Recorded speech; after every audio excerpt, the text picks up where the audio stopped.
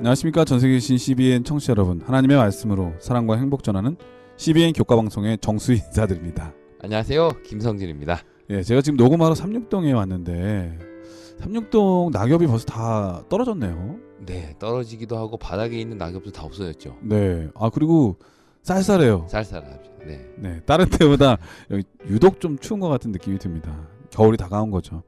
예, 우리 청취자분들 지금 이때 코로나 상황도 빨리 종식이 돼야 되는데 좀처럼 수그러들지 않고 오히려 조금 더 심각해지는 듯한 그런 분위기입니다. 아무쪼록 여러분들이 아프시면 교회가 아프다는 생각 가지시고 늘 건강에 신경 쓰셨으면 정말 좋겠다는 생각이 듭니다. 저희가 지난 시간에 1만 원의 행복 캠페인 말씀을 드렸는데 뭐 예전에 비해서 많이 참여하시는 건 아니지만 그래도 신경 써주시고 또 참여해주신 분들께 진심으로 감사를 드립니다. 근데 유독 한 분께서 저한테 메시지를 보내셨는데 너무 인상 깊어서 여러분에게 좀 소개해드리려고 합니다. 저는 횡성군 안흥 시골 생활하고 있는 70대 할머니입니다. 인천에 살다가 남편과 사별하고 이곳에 정착했습니다. 교과방송이 많지만 목사님께서 하시는 말씀이 제일 은혜가 넘칩니다. 재미도 있고요. 네 분 목사님 늘 수고 많으십니다. 수입이 없어서 작은 금액 죄송합니다. 안녕히 계세요. 저는 이런 마음이 바로 저희가 한 13년 이상 할 수 있었던 계기가 아닌가 그런 생각이 듭니다. 이분들의 이러한 따뜻한 마음을 통해서 2021년도 더욱더 열심히 노력하는 교과방송이 되도록 하겠습니다. 다시 한번 진심으로 감사의 말씀을 드리고요. 아울러 저희 CBN 코리아를 위해서 1만 원의 행복 캠페인을 통해 전파 선교사가 되기 원하시는 분들은 농협 305010-51-030-855로 1만 원을 보내주시면 되겠습니다. 많은 분들의 성원과 관심, 기도를 부탁드리겠고요. 저희는 더욱더 열심히 일하고 봉사하고 노력하는 방송이 되도록 하겠습니다. 오늘은 제 10과 예술과 과학, 교육이라고 하는 제목인데요. 먼저 기억절 말씀을 읽어드리겠습니다. 하늘이 하나님의 영광을 선포하고 궁창이 그의 손으로 하신 일을 나타내는도다. 시편 19편 1절 말씀이었습니다. 자, 이번 교과의 제목이 예술과 과학 교육인데 어떤 말씀인가요? 네, 이 예술과 과학, 왜 하필이면 교과는 이 두 분야에 대한 교육을 특별히 언급했을까요? 흔히들 과학은 삶을 편리하게 하고 예술은 삶을 풍요롭게 한다라고 말하죠. 어찌 보면 이 둘은 정말 그 분야가 너무도 달라 보이는 학문이기도 합니다. 예를 들어서요, 제가 대학교 때 그 여기 도서관에 컴퓨터, 그때 컴퓨터가 개인 컴퓨터가 없으니까 도서관 컴퓨터를 사용하는데 저희가 열심히 이렇게 한 숙제를 플로피 디스켓이라는 데다가 넣고 다녔습니다. 맞아요, 조그만 거. 네네.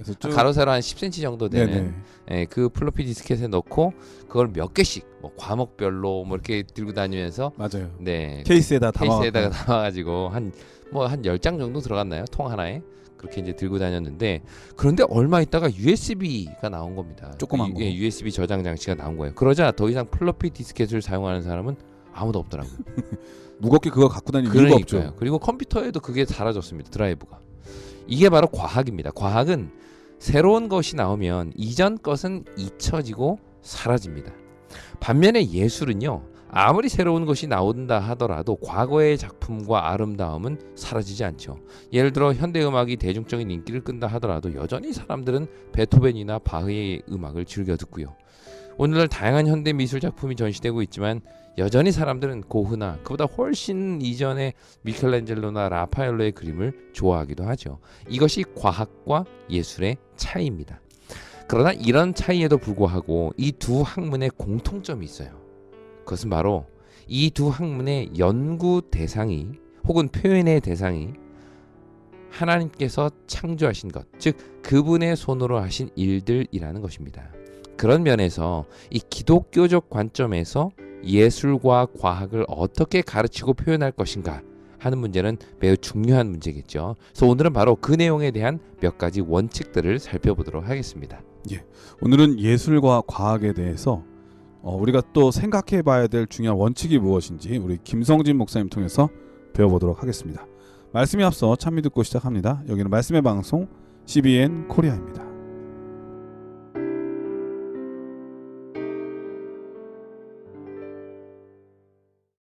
너희는 마음속에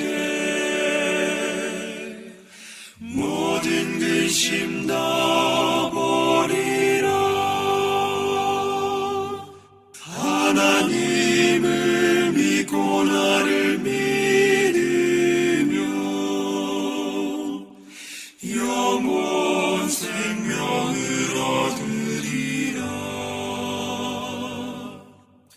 주가 나를 사랑하신다. 주를 맞을 준비하여라.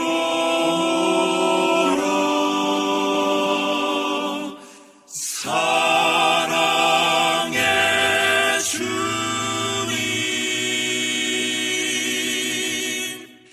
너를 부르네.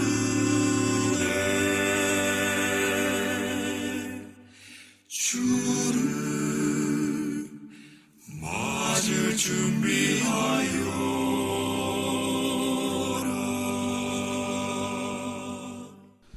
예, 참미 잘 들었습니다. 이럴 소지는 하나님만이라고 하는 제목인데요. 어떤 말씀인가요?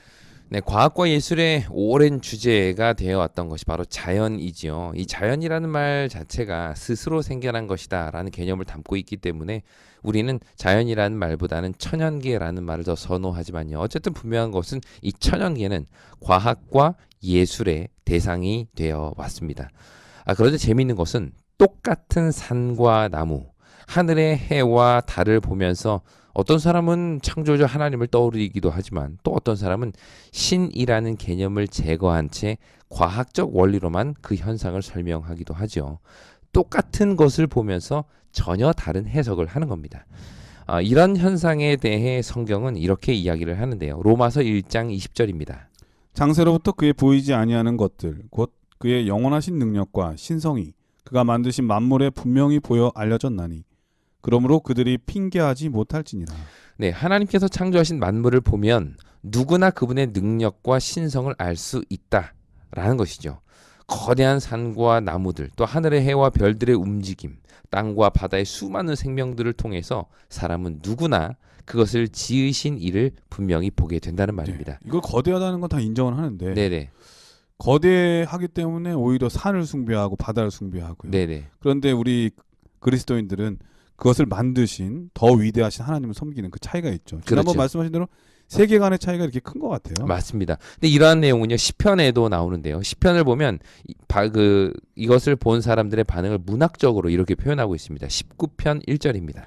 하늘이 하나님의 영광을 선포하고 궁창이 그의 손으로 하신 일을 나타내는도다. 네, 이 시편 기자는요 하늘을 딱 올려다보면서 그 속에서 하나님의 영광을 보았습니다. 그 드넓은 궁창 속에서 그는 하나님의 창조의 능력을 경험한 것인데요. 이처럼 과학과 예술의 가장 기본적인 대상이 되는 천연계는 인간으로 하여금 그것을 만드신 이, 즉 창조주를 생각하게 만든다는 것이죠. 이게 성경의 가르침입니다. 하지만 사실 꼭 모든 사람이 다 그런 것만은 아니죠. 서두에도 말씀드렸듯이 똑같은 하늘을 보면서 누구는 하나님의 영광을 보지만 누구는 대기권과 성축권 그리고 그 너머에 있는 여러 행성들의 움직임들을 봅니다. 이 땅에서 일어나는 수많은 생명의 원리들 속에서 누구는 생명을 창조하신 하나님을 보지만 반대로 어떤 이들은 진화의 가능성을 보기도 하죠. 그렇다면 우리는 이렇게 같은 대상에 대한 서로 다른 반응에 대해 어떻게 설명할 수 있을까요? 성경은 분명히 그가 만드신 만물을 통해 하나님의 능력과 신성을 볼 수 있다라고 말하지만 그렇지 못한 수많은 사람들의 입장을 우리는 어떻게 설명해야 할까요? 저는 개인적으로 히브리서 11장 3절이 그 질문에 대한 대답이라고 생각합니다. 함께 보시겠습니다. 믿음으로 모든 세계가 하나님의 말씀으로 지어진 줄을 우리가 아나니 보이는 것은 나타난 것으로 말미암아 된 것이 아니니라. 여기서 성경은 분명히 우리가 모든 세계가 하나님의 말씀으로 지어진 줄을 아는 방법은 바로 믿음이다 라고 말합니다. 다시 말해 세계를 창조한 창조주의 능력과 영광을 보는 것은 믿음을 통해서만 가능하다는 거예요. 그렇다면 믿음이 없는 사람이 보기에 모든 세계는 어떻게 보일까요? 그냥 단순한 물질의 집합과 운동으로 인식되는 것이죠. 그러므로 우리가 아무리 그들에게 야 이렇게 분명하고 확실한데 왜 너희들은 신이 없다고 하는 거야? 라고 한들 그들에게는 전혀 이해할 수 없는 말로 들릴 게 분명합니다. 그러므로 우리가 과학과 예술뿐만 아니라 세상의 학문을 접근할 때 이렇게 당연한 걸 왜 너희는 보지 못하냐라는 입장보다는 그들이 믿음의 눈을 가질 수 있도록 기도하는 것이 필요합니다. 그들의 눈이 바뀌면 세상이 바뀌어 보이는 것이죠. 세상을 인식하는 그들의 이 인식의 틀이 바뀌면 그들로 분명 우리가 보는 것처럼 만물 속에서 그것을 지으신 창조주 하나님을 보게 될 것입니다. 네, 일월서지는 하나님만이라고 하는 제목인데요. 우리가 무엇을 보느냐에 따라서 달라진다고 하셨잖아요. 그만큼 세계관을 확립하는 그 어린 나이에 교육이 얼마나 중요한가 그런 생각이 듭니다. 근데 아울러 목사님께서 서두에 말씀하셨듯이 이 과학과 예술의 공통점은 하나님께서 창조하신 것을 대상으로 한다고 하셨잖아요. 네네. 그러므로 조금 더 심도 깊게 올바른 세계관만 갖는다면 그 너머에 있는 창조주를 인식하게 되는 그렇죠. 그런 기회가 될 수도 있겠다. 네네. 그런 생각이 드네요. 결국 우리 모든 연구 대상은 창조주 하나님의 능력과 그분이어야 된다고 하는 것 배울 수 있었습니다. 사실 전 제목이 하나님만이라고 그래가지고 하나님께 뭐 많이 달라고 그런 줄 알았어요. 그런 건 아니고 네. 오직 하나님만 우리의 중심이 되어야 된다고 하는 뜻을 말씀하셨습니다. 자, 월요일 소지는 거룩함의 아름다움이라고 하는 제목인데 어떤 말씀인가요? 네, 하나님께서는 과연 아름다운 걸 좋아하실까요? 좋아하실 것 같아요. 그렇죠. 확실할 것 같아요. 네. 왜냐하면 네. 하나님께서 만드신 모든 것이 아름답잖아요. 그렇죠. 맞습니다. 사실 우리말 성경에 보면 아름다움이라는 이 표현이 가장 먼저 나오는 것이 창세기 2장 9절인데요. 한번 읽어보겠습니다. 여호와 하나님이 그 땅에서 보기에 아름답고 먹기에 좋은 나무가 나게 하시니 동산 가운데에는 생명나무와 선악을 알게 하는 나무도 있더라. 예, 여기 보면 여호와 하나님께서 보기에 아름다운 나무를 만드셨다라고 이야기를 하는데요. 그 아름답다라고 번역한 히브리어가 하마드라는 단어입니다. 하마드. 근데 하나님께서 나무를 지으실 때 그냥 막 지으신 것이 아니라 아름답게 지었다는 거예요. 이걸 통해서 우리는 하나님도 아름다운 것을 좋아하시는구나라는 것을 알 수 있는데요. 하지만 동시에 이 메시아에 대한 예언을 담고 있는 이사야 53장 2절이죠. 53장 2절은 그 반대의 이야기를 하고 있습니다.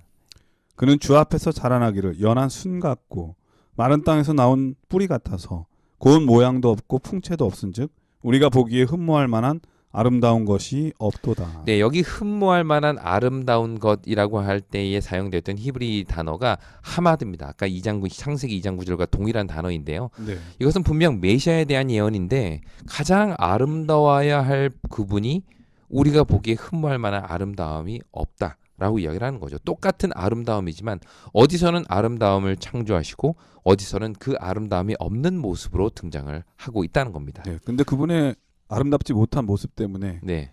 우리가 아름다워졌잖아요. 네. 그리고 그분이 가난해지셔가지고 우리가 네네. 풍요로워지고요. 맞습니다. 네. 아주 문학적인 대답을 잘 해주셨습니다. 가을이 맞나 봐요. 가을 끝났다면서요. 네. 근데 우리말 성경에 아름다움으로 번역한 또 다른 히브리어가 있는데요. 이게 바로 토브라는 단어입니다. 창세기 1장 3절과 4절 말씀 보시겠습니다. 하나님이 이르시되 빛이 있으라 하시니 빛이 있었고 빛이 하나님이 보시기에 좋았더라. 네, 여기 하나님의 보시기에 좋았더라라고 번역된 단어가 히브리어로 토브인데요. 이 말은 하나님의 눈에 아름답게 지으셨다라는 뜻이기도 합니다. 그런데 이 같은 단어 히브리어로 토브라는 단어가 창세기 6장 이전에는 또 전혀 다른 의미로 사용이 됩니다. 하나님의 아들들이 사람의 딸들의 아름다움을 보고 자기들이 좋아하는 모든 여자를 아내로 삼는지라.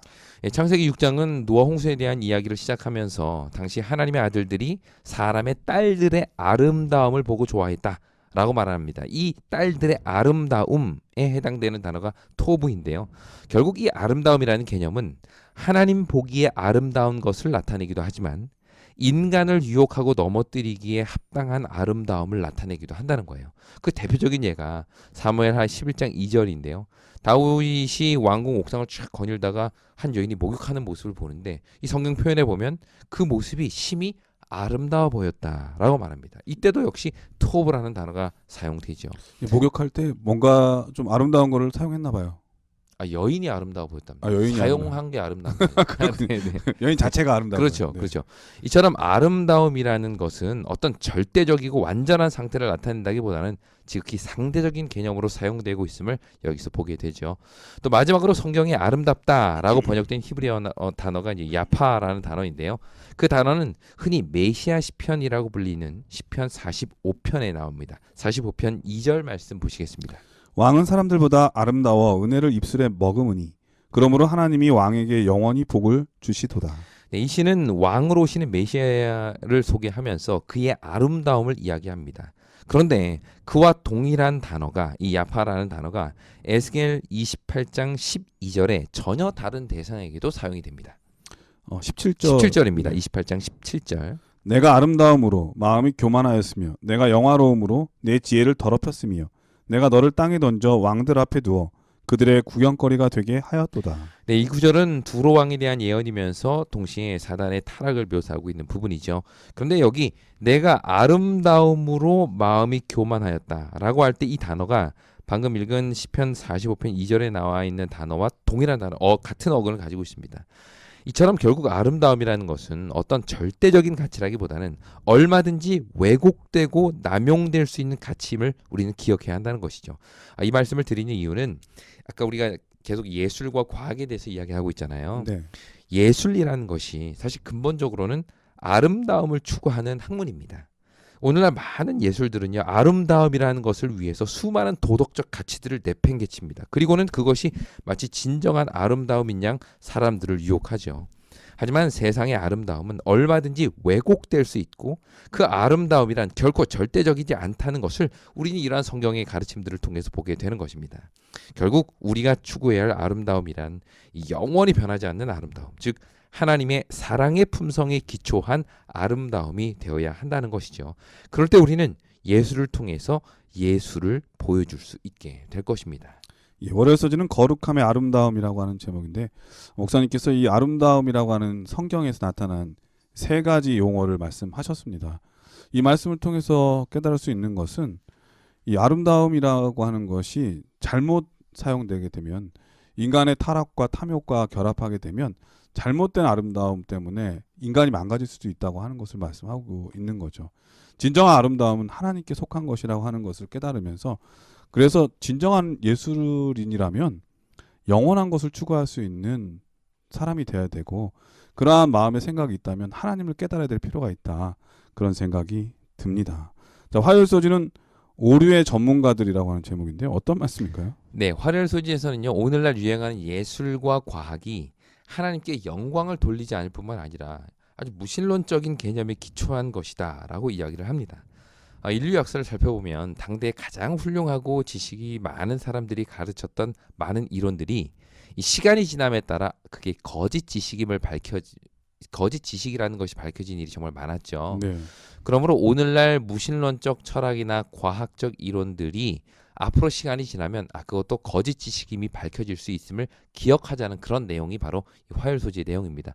어떤 면에서는 충분히 이해가 되는 주장이죠. 인간의 인식적 한계를 인정하고 겸손하게 진리를 추구하며 살자라는 의미에서는 정말 공감이 되는 그런 말입니다. 사실 이 과학이라고 하는 게 대부분이 네네.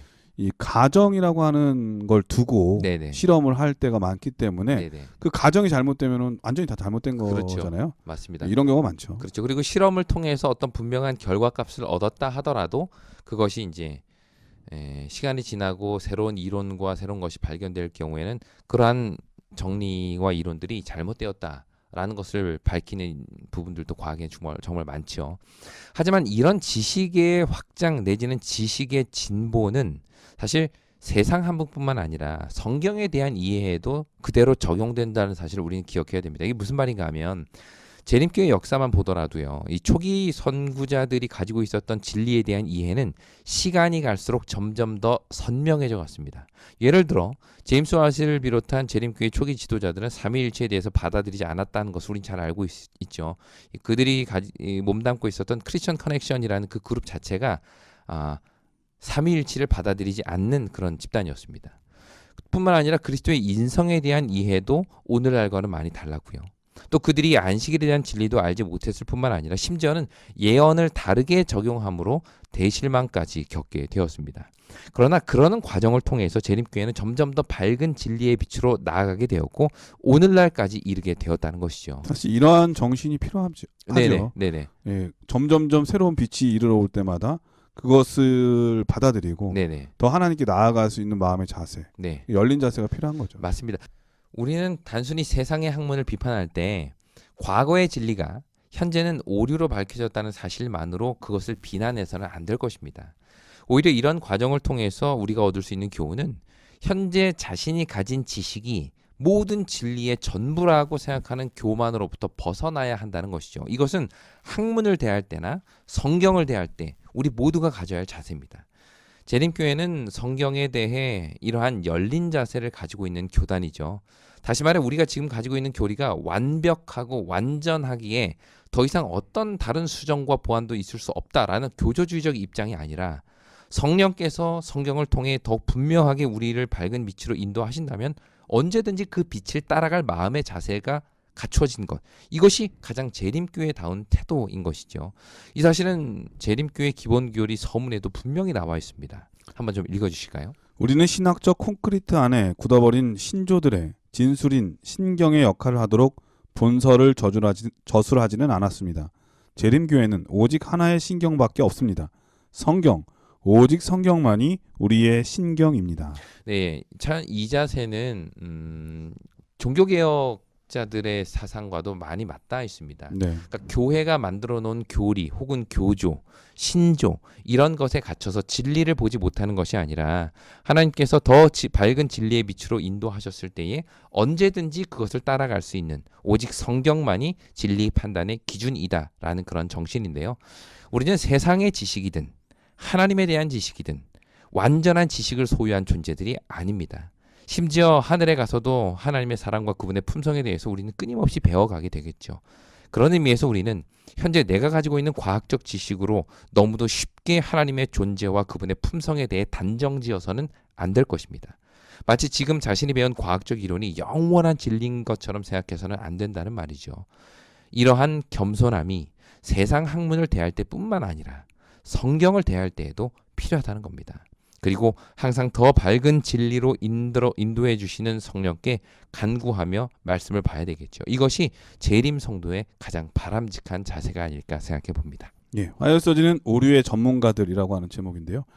갑자기 목사님 말씀 듣다 보니까는 에디슨이 생각납니다. 에디슨. 네. 에디슨이 발명왕이라고 하는 닉네임이 있잖아요. 네네. 그 사람이 늘 한 번에 다 발명한 게 아니에요. 네. 어떤 걸 발명할 때는 뭐 수백 번의 실패도 경험한 적도 있고, 뭐 최소한 뭐 100번의 실패한 적도 있는데, 그때마다 이제 사람들이 물어보죠. 그 과거에 일어났던 그런 실패에 대해서 시간 낭비가 아니었냐 이렇게 물어보면은 그는 얘기하죠. 그렇게 하면 안 된다고 하는 것을 99가지 알게 됐다. 네. 몇백 가지 알게 됐다. 이런 생각 갖게 됐거든요. 그러니까 지난 과거에 일어났던 그 과학적 원리들이 틀렸다고 해서 거기에 멈추는 게 아니라 그런 오류들을 보완함으로 해서 참된 진리로 다가갈 수 있는 좋은 계기도 된다고 하는 것을 말씀해 주신 것 같습니다. 사실 성경에 대한 그런 것도 많잖아요. 어떤 우리가 잘 몰랐을 때에 대한 해석들, 특별히 예언도 그렇고요. 과학적으로 그러니까 옛날 역사에 대해서 잘 몰랐을 때에 잘못된 해석을 썼는데 고고학적 발견을 통해서 새롭게 깨닫는 방법도 많이 있었거든요. 그래서 그런 오류의 과정들을 통해서 왜 이런 해석들이 나왔는지에 대한 이해도 되고요. 그런 배경을 이해함으로 있어서 우리의 한계를 깨닫고 좀 더 열린 자세로 성경을 공부해야 된다는 사실을 꼭 우리가 받아들여야 될 필요가 있다, 이런 생각이 듭니다. 화요일서지는 오류의 전문가들이라고 하는 제목 말씀까지 배웠는데 여기서 찬미한곡 들으신 다음에 계속해서 수요일 목요일 서지를 공부하도록 하겠습니다. 여기는 말씀의 방송 CBN 코리아입니다. 나의 갈 길 다가도록 예수 인도하시니 내 주 안에 있는 긍휼 어찌 의심하리요.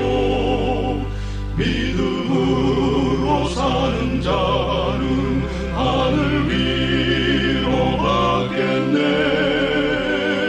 무슨 일을 당하든지 만사형통하리라. 무슨 일을 당하든지 만사형통하리라.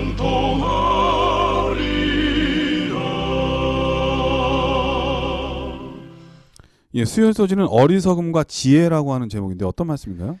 네, 수요일 소지는 우리가 가진 과학적 지식과 그것을 활용하는 인간의 도덕성, 이것은 엄연히 구분되어야 된다라는 것을 설명합니다. 이게 무슨 말인가 하면 전문가들이 밝혀놓은 생화학적 지식은 그것 자체로 참 좋다, 나쁘다라고 말할 수 없는 가치 중립적인 것이죠. 단지 문제는 그 지식을 활용하고 사용하는 인간의 도덕성입니다.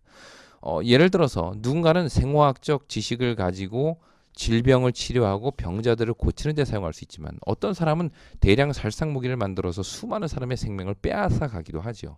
어디까지나 그 과학적 지식은 중립적이지만 그것을 활용하는 사람은 어떤 목적을 가지고 사용하느냐 하는 것이 중요하다는 뜻입니다. 잠언 1장 7절은 이런 말씀을 하고 있습니다. 여호와를 경외하는 것이 지식의 근본이오늘 미련한 자는 지혜와 훈계를 멸시하느니라. 네, 여호와를 경외하는 것이 왜 지식의 근본일까요? 이것은 어쩌면 그분을 경외할 때 다양한 지식을 알 수 있다라는 의미라기보다는 우리가 여호와를 경외할 때 비로소 우리가 가진 수많은 지식들이 긍정적인 가치를 만들어낼 수 있다라는 뜻이 아닐까라는 생각을 해보게 되었습니다. 아무리 예술적 아름다움과 탁월한 과학적 지식을 소유한다 하더라도 그것을 바르게 사용할 수 있는 마음, 즉 하나님을 경외하고 사람을 사랑하는 마음이 없다면 그 지식은 오히려 세상을 파괴하는 도구가 되어버릴 것이죠. 그런 의미에서 여호와를 경외하는 마음을 가지는 것이야말로 중립적 지식을 가장 올바르게 사용할 수 있게 만드는 방법이라는 것입니다. 이것이 결국 어리석음과 지혜의 차이를 만들어내는 것이겠죠. 오늘 세상은 지식이 없어 망하지는 않습니다. 오히려 다 감당할 수 없을 만큼 수많은 정보들이 쏟아져 나오죠. 그런데 여전히 세상의 탄식과 불화와 고통이 증가하는 이유는 그것을 바르게 사용할 수 있는 인격과 품성, 더 나아가서 사랑이 없기 때문이겠죠. 그러므로 진정한 교육은 지식과 더불어 그거를 올바른 가치를 위하여 사용할 수 있는 인간성, 도덕성, 또 신념을 가르쳐야 하는 것입니다. 이것이 어쩌면 삼육교육이 감당해야 할 가장 중요한 사명이 되겠죠. 세상에 지식이 많은 사람은 넘쳐납니다. 그러나 그 지식으로 사람을 살리는 사람들은 적죠. 오늘날 교육의 가장 큰 문제가 바로 이것이 아닐까요? 여호와를 경외하는 것이 지식의 근본이다. 이것은 지식의 양을 말하는 것이라기보다는 지식을 사용하는 인간의 마음을 이야기하는 것이겠죠. 하나님을 두려워할 줄 아는 사람이야말로 자기의 지식으로 사람을 살릴 수 있기 때문입니다. 예, 쓰여서지는 어리석음과 지혜라고 하는 제목인데요. 그 옛말에 이런 말도 있잖아요. 구슬이 서말이라도 끼어야 보배다. 네. 아무리 지식이 많은데 그걸 잘못되게 만들면은 그것은 어떤 면에서 보배가 아니라 차라리 없었으면 좋을 뻔했다 이런 생각 많이 들잖아요. 그 예전에 들은 이야기인데 그 노벨이라는 네. 사람이 자기가 어마어마한 이제 발명을 또 했고 특별히 다이나마이트 만들었잖아요. 네.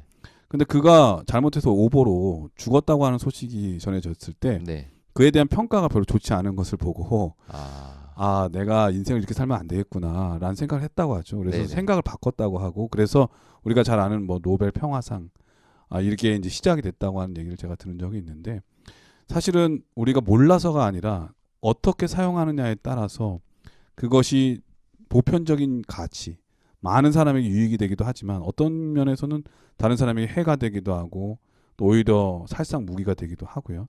그러므로 여호와를 아는 지식이 있는 사람이 이러한 지식을 안고 살아갈 때 이 모든 사람에게 유익을 줄 수 있는 좋은 지식이 되고 또 필요한 것이 된다고 하는 것을 또 한번 배울 수가 있었습니다.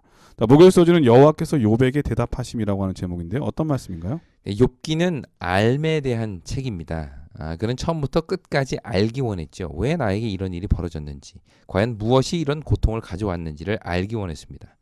욥의 친구들은 저마다 자신의 생각하는 이유를 이야기했고요. 욥은 그때마다 자신의 논리로 반박을 했죠.